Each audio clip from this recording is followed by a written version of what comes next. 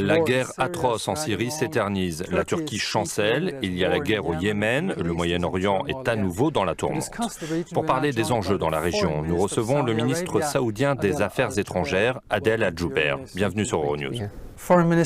Monsieur le ministre, pendant des décennies, le monde a été habitué à une politique étrangère saoudienne très prudente. Désormais, on voit votre pays prendre une position beaucoup plus audacieuse. Une intervention directe au Yémen, un positionnement clair sur l'Iran, la Syrie, la lutte contre le groupe État islamique, Al-Qaïda, Bachar al-Assad. Est-ce la nouvelle Arabie saoudite à laquelle le monde doit s'habituer ? Nous avons vu qu'il y avait un vide et un manque de leadership, donc nous avons travaillé avec nos alliés et nous sommes intervenus pour protéger nos intérêts. Il y avait une milice radicale qui est alliée à l'Iran et au Hezbollah, qui prenait le contrôle du Yémen, qui était en possession de missiles balistiques et d'une force aérienne, qui devenait une menace directe pour l'Arabie saoudite et les pays du Golfe. Quelqu'un devait faire quelque chose, donc nous sommes intervenus. Concernant l'Iran, nous avons dit assez, c'est assez. 35 années d'agression de l'Iran vis-à-vis du Royaume d'Arabie saoudite et de ses alliés, nous ne le tolérons plus. Sur la Syrie, notre objectif est de soutenir une opposition modérée et d'aboutir à un changement de système là-bas. Quand vous dites un vide, vous entendez qu'il y a une faiblesse au niveau de la présence américaine dans la région ? Pas nécessairement. Nous avons vu les Houthis prendre le contrôle du Yémen très lentement au cours des 7, 8, 9 dernières années. Personne ne voulait les affronter, donc nous l'avons fait. Nous avons assisté au massacre d'innocents en Syrie pendant des années. Or, personne n'a rien fait. Donc, nous devions faire quelque chose. Une tentative de coup d'État en Turquie a entraîné davantage d'instabilité dans la région. Comment évaluez-vous le rôle de la Turquie en tant qu'acteur de politique étrangère après ce coup d'État ? Cet incident malheureux, la tentative de coup d'État en Turquie qui a échoué, je ne crois pas que cela aura un impact durable sur la réputation ou le bien-être de la Turquie. Oui, mais dans les pays européens, il y a une préoccupation croissante que la Turquie puisse prendre une voie très autoritaire. Le secrétaire d'État américain, John Kerry, a laissé entendre que l'appartenance de la Turquie à l'OTAN pourrait être en danger. Pensez-vous que cela affaiblit la lutte contre le groupe État islamique ? La Turquie doit pouvoir prendre les mesures nécessaires pour assurer sa sécurité. Personne n'a questionné les États-Unis quand ils ont mis des milliers de personnes à Guantanamo, à Cuba. Personne.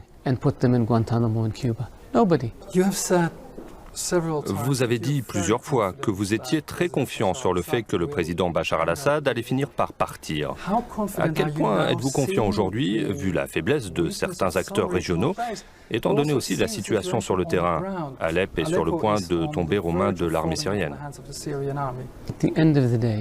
Il y aura au final une nouvelle Syrie sans Bachar al-Assad. C'est une question de temps. Cela va-t-il se faire à travers un processus politique qui permettra d'aller plus vite et sans heurts, ou par la voie militaire qui prendra plus de temps et coûtera davantage en termes de morts et de destruction? Le processus politique semble bloqué aujourd'hui, donc cela semble prendre davantage une tournure militaire. Quelle est selon vous la voie la plus réaliste ? Nous soutiendrons l'opposition syrienne modérée militairement s'il n'y a pas de processus politique. Et nous soutiendrons le processus politique s'il n'y a pas de processus militaire. Jusqu'où êtes-vous prêt à aller en termes de soutien militaire? Nous avons une coalition de pays qui fournissent un soutien militaire à l'opposition modérée. Nous avons établi quels groupes devaient recevoir ce soutien, quand et comment, et nous insistons pour qu'ils obtiennent des équipements plus robustes, pour qu'ils puissent affronter Bachar al-Assad. L'Arabie saoudite pourrait-elle envoyer des troupes au sol? Nous sommes prêts à envoyer des forces spéciales en Syrie dans le cadre de la coalition internationale contre Daesh. Quand vous évoquez le groupe État islamique, vous utilisez plutôt l'acronyme arabe Daesh. J'imagine que ce n'est pas un hasard. Que représente Daesh pour vous? Est-ce islamique? Est-ce un État?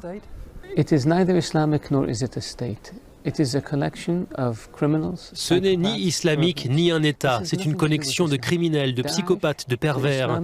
Cela n'a rien à voir avec l'islam. Daesh est pour l'islam ce que le Ku Klux Klan en Amérique est pour le christianisme. Cela n'a rien à voir.